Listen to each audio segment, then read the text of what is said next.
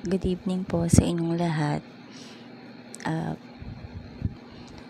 Po tayo is about sa Bible po ulit.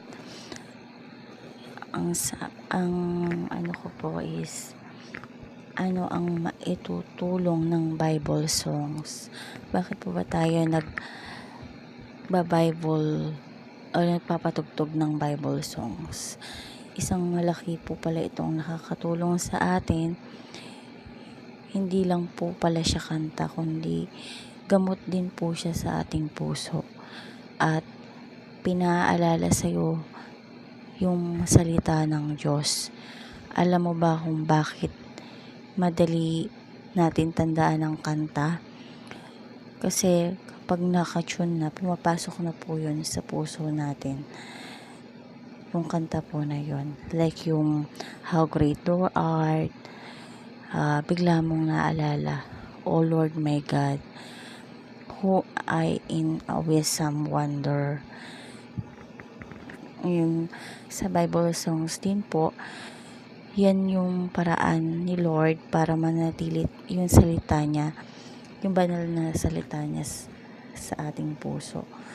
At nakakatulong din po yung Bible songs. Pinatatahimik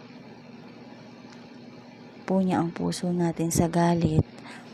Pag nalulungkot po tayo, yung mga negative thoughts po na naiisip po natin, nakakatulong po siya doon para ma-relax tayo at gumaan yung pakiramdam po natin. Na makakatulong po is yung Diyos lamang po. Kung may mga negative po tayong naiisip, ang minsan po yung pagdadasal, hindi po natin na ilalabas yung sa pagdadasal natin, hindi natin ilalabas yung salita na gusto nating sabihin, pero pag kumanta po tayo, lumalabas po lahat yung mga ano natin sa puso natin na gusto nating na pagdasal. Yun.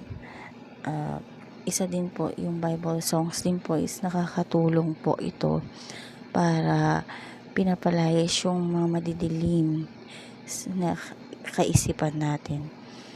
Pag marami po tayong mga negative thoughts, tinatanggal po yun ng Bible songs ng para po